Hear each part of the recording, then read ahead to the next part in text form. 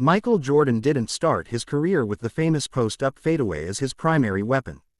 Early in his career he was known mostly for explosive drives, dunks, and athletic type of scoring. Progressively, he started to use this move more and more as the time went by. First, because of the triangle system of Phil Jackson, he was finding himself in more situations than usual to post up, and being the basketball mastermind that he is, Jordan realized that developing this skill is something that he could rely on, a lot, for the remainder of his playing days, which eventually he did. A lot of people assume that Michael did this to avoid the challenges of facing bigger men in the paint, and while that's partially true, he still could dunk like crazy even in his last couple of seasons. A lot of the things he did were very strategic, and players like him never stop evolving. As he was getting older, and physically less imposing, the understanding of the game, every part of the court, every angle, the timing and the feel for the game got better and better. That's evident in his Wizards stint, where athletically he was way past his prime, but he managed to be dangerous. If you sit and just watch Wizards Jordan and see how incredible he was from 38 to 40 years old, the way he scored the ball, the way he was able to create his shots from the post, from the elbow, off one dribble, off two dribbles, stop, pull up, how physical he was in the post, how he was able to create contact and still get to the basket. He wasn't athletic like he was, but still being able to, finish over guys.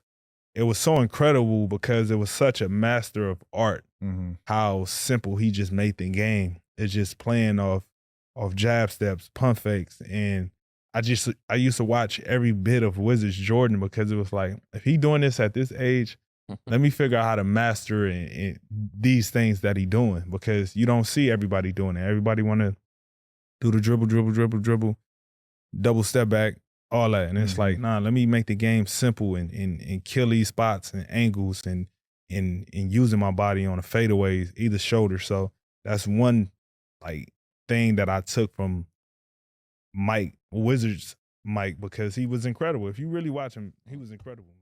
Now let's go back and look at the two most important players who forced MJ to develop this particular skill. Obviously the Pistons were a roadblock, but the best defender one-on-one, according to Michael in his career, was Joe Dumars.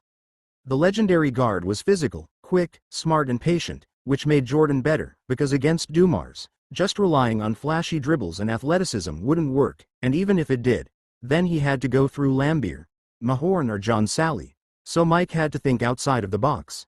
Here's a quick look on their iconic rivalry. Thought well. I mean, he was very smart about his defenses. I think he approaches the game as trying to dissect his opponents and try to find weaknesses or try to force them to do things that they didn't feel comfortable doing, and he introduced certain tricks to make me, expand on my talents as an offensive player. I mean, that's why I consider him the best. But when it's time to step on the floor, it's all business, and it's not fun and games anymore. It's a war. The other player who forced Michael to develop a killer jump shot is his greatest teammate, Scottie Pippen. The small forward was the perfect defender during his playing days and overall a complete player. Facing him during practice every day raised the competitive spirit even more for Jordan, who obviously wouldn't want Scottie to get one over him, but for such a good defender, he had to evolve to make sure that he can defeat him in practice. Let's look at the stats and see how much he increased his jump shot attempts and his percentage. Here you can see that compared to his early years in Chicago, with his final seasons, his midrange attempts doubled, and the percentage didn't drop a lot, only 1%, which proves how efficient he was, taking difficult shots. What's even crazier, while he was playing for the Washington Wizards, he took about 15 to 18 midrange shots per game, increasing the number again. His percentage dropped, but he was also playing in a worse team with worse team spacing, and given the fact that his athleticism dropped even further, he was relying on the jump shot even more. But still he had 45 to 47% midrange field goal percentage, which is very good.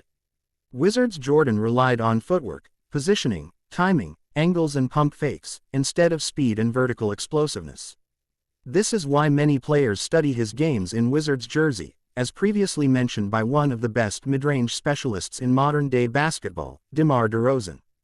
To sum it up, Michael Jordan was a student of the game and he never stopped trying to improve and evolve, That's why each new season we saw something new, something that's going to be dangerous for his opponents, and that's why he managed to stay at the top for a very long time.